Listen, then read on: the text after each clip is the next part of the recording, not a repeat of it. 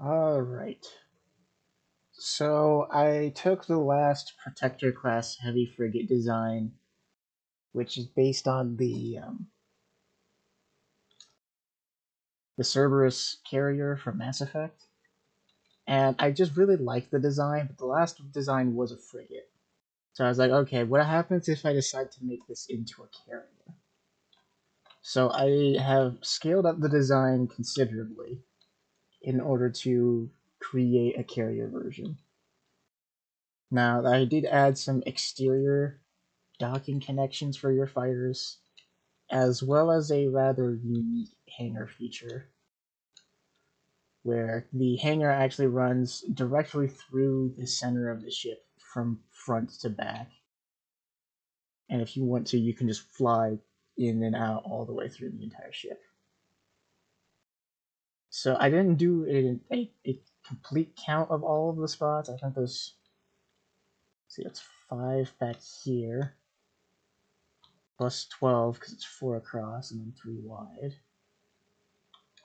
Plus, let's see, another 1, 2, 3, 4. So 5 plus 12 plus 4 would be 21 spots. And then technically, while it's not inside the ship, there's these two outside of the front hangar door, which is mostly sheltered.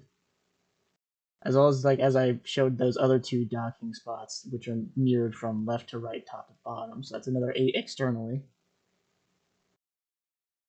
So that's another 10, so 31 plus the 4 spots back here. Although this is mostly meant for like spare space frames. So you lose fighters in battle, you just disconnect these and move them into the hangar. And then there's 3 more down underneath where the bridge is. So I guess that brings it up to about 34. Somewhere between 30 and 34 docking connections for fighters. And then these 8 docking ports are not meant for fighters. They're meant more for utility ships like miners, welders, grinding ships. And then we have another 4 with 2 on each side of the ship connections where you dock to stations or other larger ships. So all in all, you can carry a minimum of 2 squadrons in this thing, and then you can carry a whole host of various smaller ships. And you don't even necessarily have to use the external connectors purely for carrying. You could just use it to quickly refuel a fighter before sending it back out. So I think it combines a good combination of internal and external fighter storage. And then I also designed this because of the way that the wedge shape is on the Cerberous carrier. I designed this carrier to be an escort carrier, but a medium-sized carrier. So it's about 700 some meters in length. And so with the shape of the hull, as well as just being a carrier, I decided to make it mostly self-sufficient. So underneath this layer of light armor, across the entire ship, there is a layer of heavy armor. And then it's reinforced over the magazines and the fuels and the CICs and the med bays. And then due to the way that the hangar going straight through the very center of the ship works, I decided to mirror everything left to right. So everything on the left is exactly the same as the right, and I'll show you what I mean in a second. Where I'll go inside. So here's the main bridge. And I've already configured this seat. I don't know, hidden tab here will show. Where I have a lot of pages of the various systems for the ship. So this is fully survival capable, and it's the largest survival capable ship I've ever built. Again, being some 700 meters. I think the last one was like 500. That might be the original bulwark. I'm working on a second version of that. It's also a carrier. And this should have a jump range approaching 2,400 kilometers base. And I left in some considerable space, if I can get out of this chair, for modifications and upgrades. Particularly, I factored very heavily into weapon swapping this thing. So this loadout is mostly set for protecting itself from destroyers. So we got a whole variety of 480mm cannons, shock cannons, more spinal mounted 480mm cannons. We've got some fighter defense with the various Vulcans, Punisher flak cannons, and then we have the Thrasher flak cannons. And it also covers the rear of the ship, so against fighters, it's relatively protected. Against destroyers, it's relatively protected. And then I also included a variety of Hydra rockets, some longbows, and one battery there, another battery on each side, so there's technically 4. As well as the copied directly from the other design, the flechette battery along the central spine.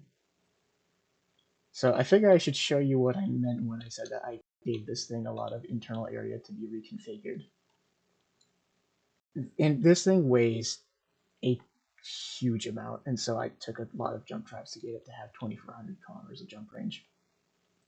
But throughout this area, along the superstructure / wings, where they jut out, I believe this is actually where the wings are, and I just filled it full of jump drives. There's also magazines on the furthest extent of it, so there's 2 magazines on the far sides, 2 in the front, and they have a pretty good amount of cargo capacity. If they blow up, well, you lose some jump drives, you lose your rocket battery, not a big deal. And then this whole area is the habitable section. So we have a CIC and a med bay, and this is mirrored on each side. So there's 3 CICs, 3 med bays, the bridge, the hangar, and 2 reactor rooms, 1 on each side. So this is the biggest open area in the back here, where you can add more rooms if you wanted to. Just rejigger the conveyor lines a little bit, and you'll be fine. Or you could fill this with more jump drives, give it more range, more cargo capacity. You could extend the fuel cells, which are further back here, fully armored this time. And it covers a pretty wide area. It goes from basically this thruster back. So you got a tremendous amount of armored fuel storage. If it blows up, not a big deal. You got another one. If that blows up, well, then you're screwed. You've got cargo storage underneath pretty much directly where these fighters are. Then beyond that, jump drives. You got reactors over here, and then over roughly in this area. I should be able to see it through. Yeah, right here. There's magazines on the other side of these thrusters. And the magazines, if they blow up, should not affect the... Because they're fully armored, and also because I moved them towards the outside, if they blow up, it'll rip out your thrusters, some of these guns, but it won't affect the hangar very much, if at all. So that's some of the design considerations I had when I was building this. I also did my best so that you could increase the armor further on this if you wanted to. So you could up armor it, up gun it, reconfigure the weaponry, and then you can also actually mount additional weapons if you wanted to in this area, because there's with the connectors here, there's a connecting line going straight through to the front of the prongs. So you could rip out the plates here, there's some batteries and some gyroscopes, and mount some spinal weapons if you wanted to. And then I also thought about how I would want to swap these 480s for longsword missile launchers, or swap these for any other weapon. So even underneath the shot cannons, there's conveyor lines so that you can make an easy swap. The shot cannons just use power, but if you wanted to change them, you can pretty quickly and easily. So that is the external parts of the ship, as well as the more modular areas. So back through the bridge. I really want to figure out how to make an effective use of space where I can actually run a conveyor line up through here to give it its own independent air supply, but I can't really do that without making it super tall. I didn't want to make it super tall. So there's 3 levels on this ship. So there's the bridge is the top level. This is the sort of middle level. It's the smallest of them, other than the bridge. So we have the first CIC. I decided to make it round for no particular reason. And I left this area blank. You could throw in some LCDs and configure them however you wanted. I like to usually put the horizon, fuel, velocity, whatever I'm shooting at, and then the logo. But I I just left it open. And then we have another med bay, so you can hold a fair amount of people in here.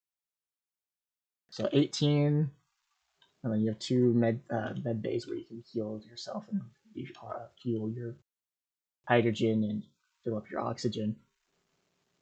Down here, again, it's mirrored on both sides. So here's the hangar. The one thing I was kind of hoping I could do, and I didn't do for space reasons, if I made the ship wider, I could have, would be to run a hallway back behind here so that you could just walk into the hangar bay. But I didn't give myself enough width for that, and I didn't want to make the ship even wider because the initial design was relatively narrow and it's already wider than I'd like in terms of accuracy. There is reactors missing in here. There's supposed to be azimuth reactors on top of this. So I'll have to go through and when I upload this to Steam, re-upload it. Let's see, did I get mirrored? Just gonna check. I don't know how that happened. They were originally there. Because I designed the power pack to rely mostly on the azimuth reactors, which are fed by these arc reactors, which are fed to the wall, which gives most of the power for the ship. So that's a bit of a hiccup, but not ultimately a huge deal. So then we have the cargo storage, which you can just use to access everything. And that way I don't have to have all my production facilities right next to everything. So here's another med bay. It's a bit smaller, more compact. I feel like that makes sense. Here's the shields. So there's 6 per side for a total of 12 large, fully upgraded. You kind of see one of the modules under to the corner there. Shield generator, so you got a lot of shields going for you. With the way that this ship ended up being so well armed, I didn't want to make it a cruiser. Because it's roughly the size of a cruiser, but I tried to really lean into the carrier aspects to make it different. So I added extra emphasis on the secondary weapons and the minimizing of the size of the main guns, as well as all those external hardpoints and configuring the hangar to be enormous relative to the ship to be more of a carrier than anything else. That was a very big concern. I didn't want to turn it into a cruiser. So you have another one of the little CICs.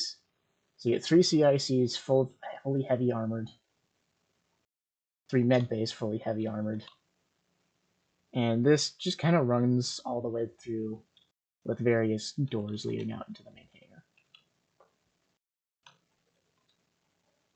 So that is how it works from the inside, and I figured I'd just take one of my biggest fighters and do a quick fly around, because why not?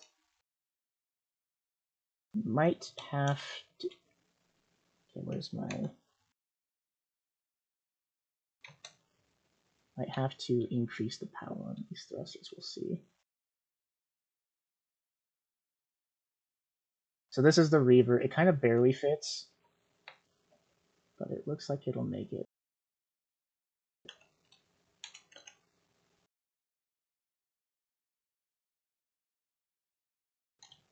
Should have, when I was designing this, given it a wider field of view.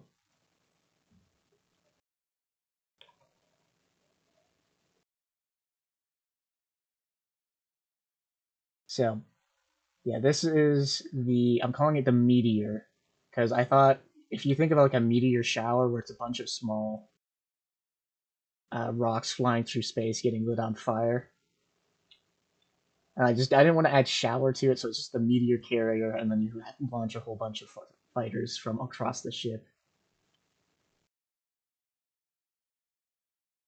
Let's see, I can see if I can dock this underneath.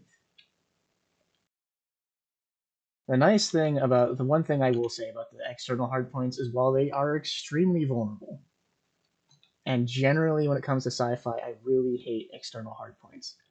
The one really big strength they provide in terms of flexibility is that they allow you to dock a lot of very, very large ships that you wouldn't normally be able to dock.